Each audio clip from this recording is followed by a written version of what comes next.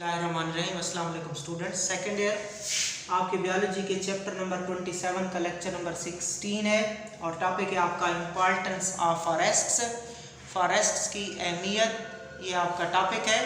Forests are very important component of the human environment. जो forest होते हैं हमारे इन्वायरमेंट का बहुत अहम हिस्सा है। Forest are very important component of human environment. हमारे इन्वायरमेंट का फॉरेस्ट अहम हिस्सा है। They provide protection to the man as well as many other organism। ये जो फॉरेस्ट होते हैं ये इंसान को भी और दूसरे जानदारों को क्या मुहैया करते हैं?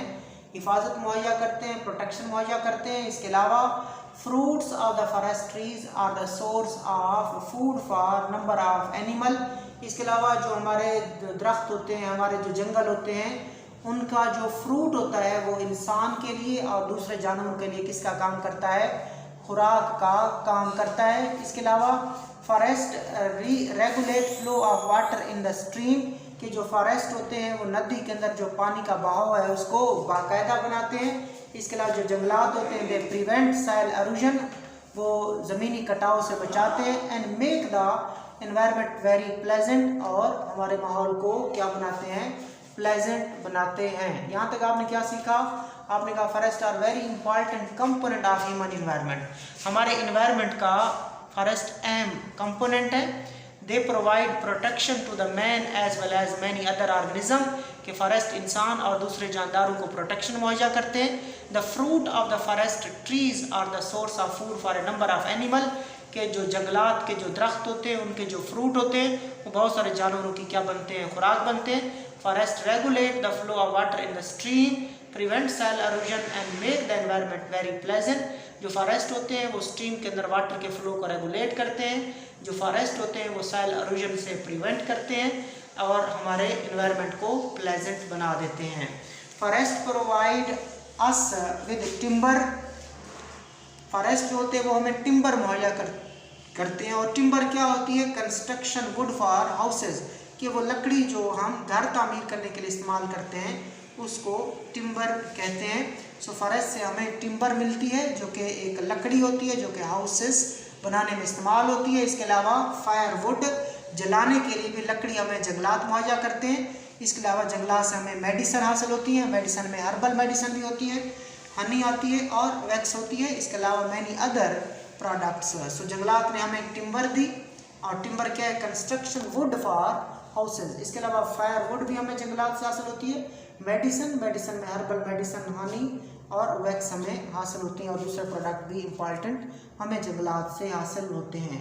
Region with higher rainfall average 20 inches are suitable for the tree growth. कि वो इलाके जहाँ पे तकरीबन जो बारिश होती है वो 20 इंच के करीब हो, वो जंगलात की ग्रोथ के लिए, दरख्तों की ग्रोथ के लिए क्या होते हैं? इंपॉर्टेंट होते हैं। रीजन विद हाई रेनफॉल, कि वो इलाके जहाँ बारिश ज़्यादा होती है, मिसाल के तौर पर यहाँ पे तकरीबन एवरेज 20 इंच के करीब बारिश होती है, वो ट्री ग्रोथ के लिए क्या होते हैं? बड़े अहम होते हैं। Trees are called environmental buffer. ये बड़ा इंपॉर्टेंट है कि दरख्तों को क्या कहा जाता है? इन्वायरमेंटल बफर कहा जाता है। ये शॉर्ट क्वेश्चन पूछते हैं, why the forest are called environmental buffer. So trees are called environmental buffer because they intercept the heavy rainfall and release the water steadily and slowly to the soil। कि ये देखें दरख्त है suppose, और ऊपर से क्या हो रही है? बारिश हो रही है। तो दरख्त क्या करेंगे? बारिश को एक दफ़ा इंटरसेप्ट करेंगे। बारिश जो बरस रही है उसको एक दफ़ा इंटरसेप्ट करेंगे, उसको एक दफ़ा रोकेंगे, और रोकने के बाद आराम आराम से स्टेडीली स्लोली उसको ज़मीन पे फेंकेंगे, या ज़मीन पे वो बारिश जाएगी। जबकि ये दूसरी ज़मीन है, मैंने पिछले लेक्चर में समझाया था, यहाँ पे कोई दरख्त नहीं है तो बारिश डायरेक्ट किसके ऊपर पड़ती है? ज़मीन के ऊपर पड़ती है, और ज़मीन को बीट करती है, जिसकी वजह से ज़मीन की जो सरफेस होती है वो वहाँ से वॉश ऑफ हो जाती है, और उसको कहते हैं सॉइल एरोजन। तो जो जंगलात होते हैं, जो ट्रीज होते हैं, वो एनवायरमेंटल बफर का काम करते हैं। इसका मतलब क्या है? कि दे इंटरसेप्ट हैवी रेन, के वो हैवी रेन को, तेज़ बारिश को, भारी बारिश को एक दफ़ा रोक देते हैं और फिर उसको स्टेडीली और स्लोली ज़मीन के ऊपर गिराते हैं।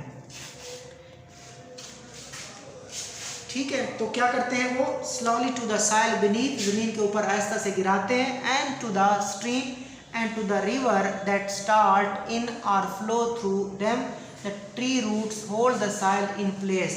अब वो बारिश को सबसे पहले हैवी रेन को ये रोक देते हैं, फिर उस हैवी रेन को नीचे स्लोली और स्टीडीली गिराते हैं। यहाँ से फिर पानी ज़मीन में पहुँचा, ज़मीन से स्ट्रीम में जाएगा, स्ट्रीम से रिवर में जाएगा, जो इस ज़मीन के करीब करीब होते हैं। तो आगे चलते हैं कि अगला ट्रीज का क्या काम होता है। The tree root hold the soil in place. जो दरख्त की जड़ें होती हैं वो ज़मीन को अपनी पोजीशन पे पकड़े रखती हैं, इस तरह सॉइल अरूजन प्रिवेंट हो जाती है।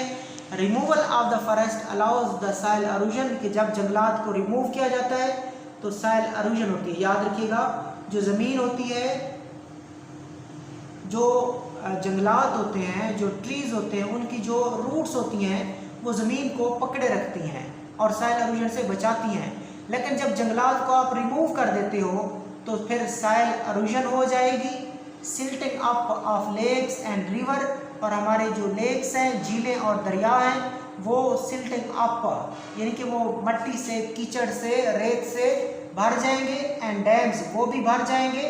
उसके नतीजे में जब रिवर वगैरह मट्टी से भर जाते हैं, मट्टी नीचे बैठती है, तो पानी की कैपेसिटी रिवर में कम हो जाती है, जिसकी वजह से रिवर से पानी बाहर निकलता है, ओवरफ्लो करता है, उसको बोलते हैं flood.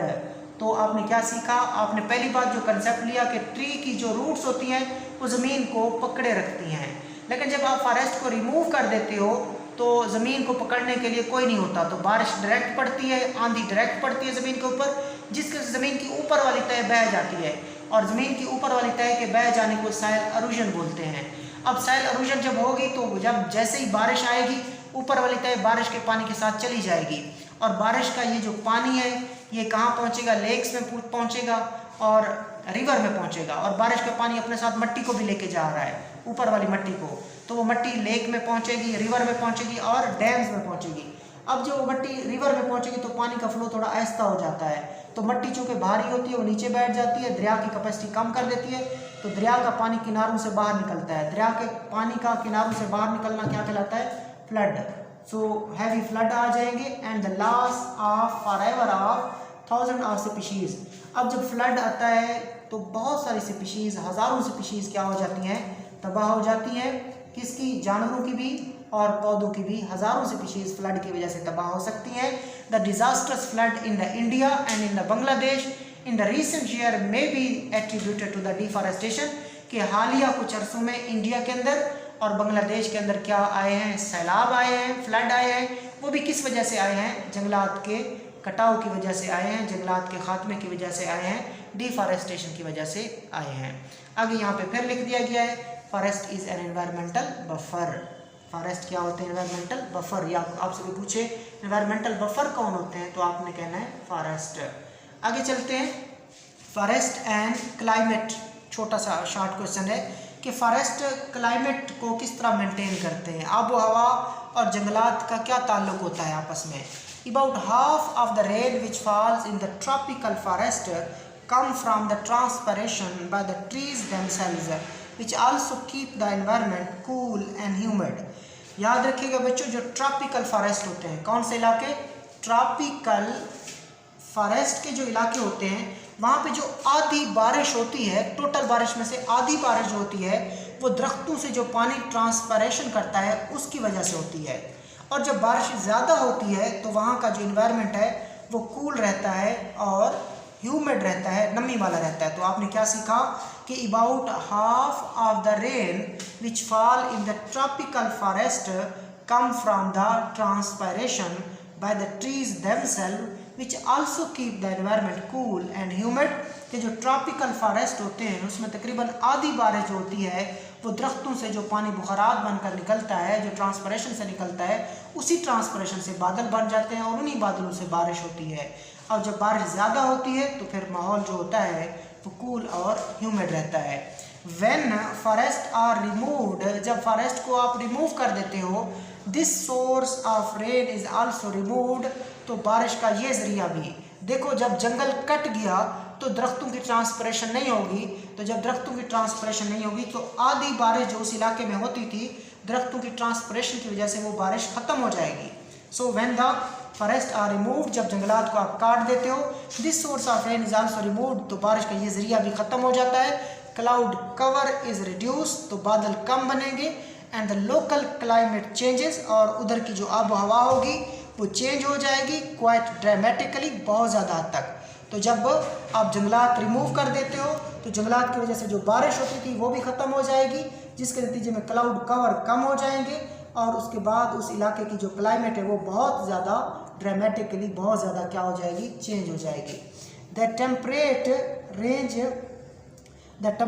Range from day to night is more extreme, i.e. difference between day and night temperature increase considerably and rainfall diminish। अब ये क्या है, जब उस जगह पे जंगल होगा ना, तीन बातें देखें, दो बातें तो सीखें पहले कि जब उस जगह पे जंगल मौजूद है तो बारिश ज़्यादा होती है, ठीक है। और उसके बाद दिन और रात के टेम्परेचर में इतना फ़र्क भी नहीं होता, क्योंकि दिन को वैसे टेम्परेचर ज़्यादा होता है, लेकिन चूंकि जंगल है उसका साया होगा और फिर ट्रांसपिरेशन की वजह से कूलिंग इफेक्ट होगा, तो दिन का टेम्परेचर भी जहाँ पे जंगल होता है वहाँ पे इतना टेम्परेचर ज़्यादा नहीं होता। अब क्या हुआ, जंगलात आपने काट दिए, जंगलात जब आपने काटे तो एक तो बारिश कम हो गई, क्लाइमेट चेंज हो गई, उसके बाद जो दिन और रात का टेम्परेचर है वो भी काफ़ी मतलब वाज़े हो जाता है, उसका जो फ़र्क है वो वाज़े हो जाता है। इसका मतलब क्या होगा, जब जंगलात कट जाएंगे तो दिन और रात के टेम्परेचर में काफ़ी फ़र्क आ जाएगा, रात का टेम्परेचर काफ़ी कम होगा और दिन का टेम्परेचर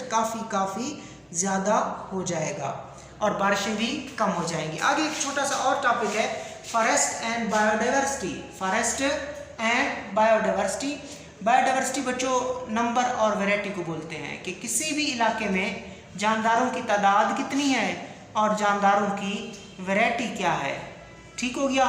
इसको बोलते हैं बायोडाइवर्सिटी के किसी भी इलाके में जानदारों की तादाद और उनकी वैरायटी को बायोडाइवर्सिटी कहते हैं। जंगलात और बायोडाइवर्सिटी का क्या ताल्लुक है।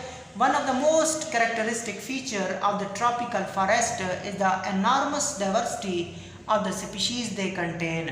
One of the most characteristic feature of tropical forest, tropical जो फॉरेस्ट होते हैं उसकी जो सबसे अहम खसूसियत है कि वहाँ पे बायोडाइवर्सिटी बहुत ज़्यादा होती है। ट्रॉपिकल फॉरेस्ट का सबसे कैरेक्टरिस्टिक फीचर, सबसे अहम खसूसियत क्या होती है कि वहाँ डाइवर्सिटी एनॉर्मस होती है, बहुत ज़्यादा होती है। यानी कि ट्रॉपिकल फॉरेस्ट में जानदारों की तादाद भी, और जब तादाद ज़्यादा होगी तो वैरायटी ऑटोमेटिकली ज़्यादा हो जाएगी, तो बायोडाइवर्सिटी ज़्यादा होती है। ट्रॉपिकल फॉरेस्ट में जानदारों की स्पीशीज़ में बहुत ज़्यादा बायोडाइवर्सिटी पाई जाती है। Biodiversity refer to the total, अब आपकी बुक भी डेफिनेशन बता रही है कि biodiversity refer to the total number of the different species within an ecosystem, के एक इकोसिस्टम में total number of different species कितनी है, and regulating the complexity of interaction among them, और फिर उनके जो इंट्रैक्शन है उसमें कितनी कम्प्लेक्सिटी पाई जाती है, ये है बायोडाइवर्सिटी के refer to the total number of different species within the ecosystem and resulting, और ये रेगुलेटिंग नहीं है लफ्ज़, ये बच्चों रिजल्टिंग, ठीक हो गया। Resulting complexity of interaction among them, कि किसी इकोसिस्टम में जानदारों की टोटल तादाद क्या है, और उसके बाद फिर जब तादाद बहुत ज़्यादा होती है तो उनके जो इंट्रैक्शंस होते हैं उनके इंट्रैक्शन में हमें क्या मिलती है, कम्प्लेक्सिटी मिलती है। सो ये बायोडाइवर्सिटी की आपने डेफिनेशन देखी, the total number of different species in an ecosystem and resulting complexity of interaction among them. So ये आज आपका टॉपिक था। अल्लाह हाफिज़।